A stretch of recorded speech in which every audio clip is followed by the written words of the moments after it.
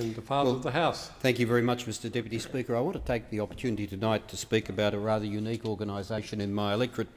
It's known as Operation Food for Life. It's based in Cherrybrook. And I was privileged to receive an updating on its activities from its founder, Dennis Perry, recently. Now, how Dennis Perry and his friend David Woolley came to found Operation Food for Life is really quite a remarkable story. Dennis at the time was working in international sales and marketing. He was travelling to Tonga on business. It was the first time that he'd ever encountered abject poverty. There was a community of adults and children who were living off the proceeds of a rubbish dump, and it was a few miles from the capital. And as Dennis said, and I quote, "I think the thing that really shocked me is that they were competing for food with the pigs." From there he went into the dump and he started talking to the people, and their needs were simple. They were food and water. He went down to the local supermarket. He bought enough food and water to feed them for a month. He stayed on site preparing the food, providing plates and utensils and doing what he could to help. He's now retired, and he's taken that experience and focused his efforts on the charity that he co-founded with a work colleague, David Woolley, called Operation Food for Life. And it's really an inspired effort. And they are, with volunteers, taking time to give something to the most unfortunate people in the world on our doorstep. Now, I want to tell you something of the programs. Operation Food for Life focuses on meeting the needs of the less fortunate in Papua New Guinea. And they're doing it around Port Moresby. They're now a registered Australian charity, entirely made up of volunteers. Their motto is "Our passion is compassion," and that's witnessed by their actions. They're lucky enough to have His Excellency Sir Michael Oghio, the Governor-General of Papua New Guinea, as their patron in Papua New Guinea.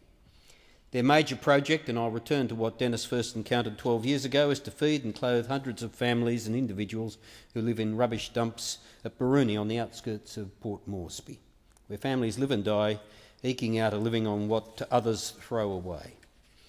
And so it's very important to acknowledge that with a dedicated band of volunteers, they are providing basics, food and clothing and friendship for people in need. And they also provide food and resources for a school that caters for children near the dump. St Peter's Literacy School has grown from 35 to over 120 students in the last few years, providing basic education to children in need.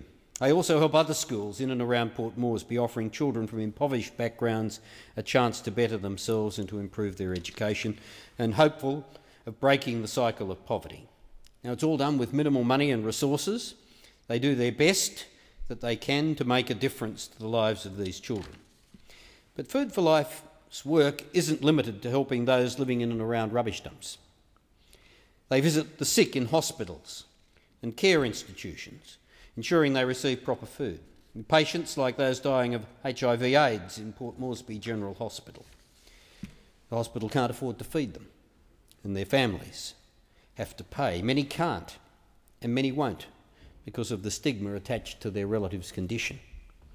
They also help residents in the Cheshire Home for the Disabled, which is totally reliant on the support of charities like Operation Food for Life. Recently, they partnered with the World Health Organisation and the Pacific Adventist University to address maternal, child and neonatal health, as well as providing immunisations, again focusing on the longer term to improve the health of children over the course of their lifetimes. One of their current needs is for wheelchairs and crutches and walking frames. And in an isolated village of Papua New Guinea, to be disabled is very confining. And what is happening is that people out of the backs of their garages who've had a sporting injury, a deceased relative, are now finding those items. I recently put out a appeal to my electors about this, asking them to bring in their old mobility aids, and I was heartened by the response. They have filled an entire shipping container, which was recently dispatched to Papua New Guinea, and they're now bringing together donations to fill another. This is an organisation unknown Australia-wide, but one of which people will hear a great deal more, and it's been a pleasure for my own part to accept to be patron of this organisation, and I'll amend my pecuniary interest statement accordingly in the next few days.